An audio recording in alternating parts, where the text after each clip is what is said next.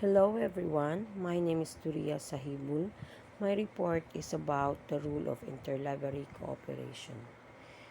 Library cooperation, basic concept. The idea that the library should, in some way, find means to work cooperatively to provide people with the access to book in nearby library is deeply rooted concept in librarianship. Since the ideas of library cooperation are so deeply enriched, the philosophy of the librarianship, library cooperation is seen as important aspect of professionalism, a sign of goodwill. And in today's economic situation, library cooperation must be considered part of the popular access versus ownership discussion.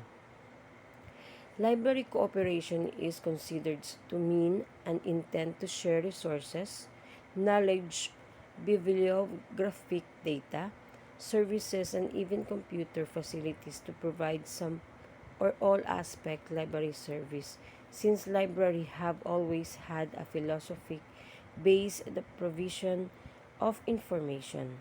First, through the book and later through electronic means, the concept of cooperation among libraries is by no means a fresh and a new idea.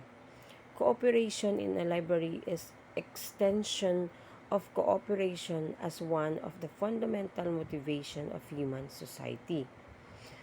Throughout the history of library cooperation has been recognized as an important element in their development because it was a means by which library could meet the needs and demands of their user when the resources of individual libraries were inadequate.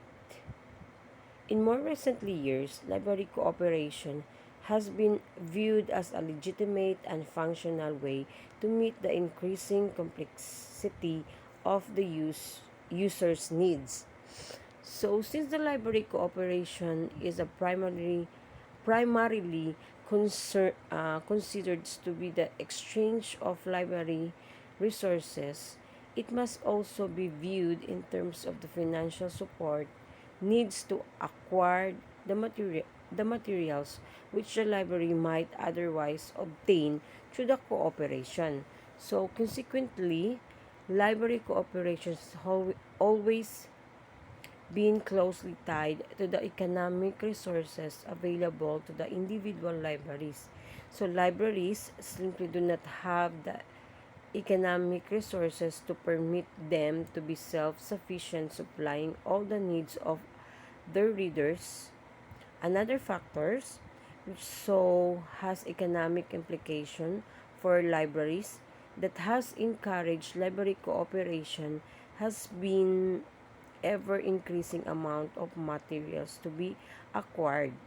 And even if the economic resources were available to acquire all the materials published, library could not provide the necessary cataloging and storage to support such unlimited acquisition.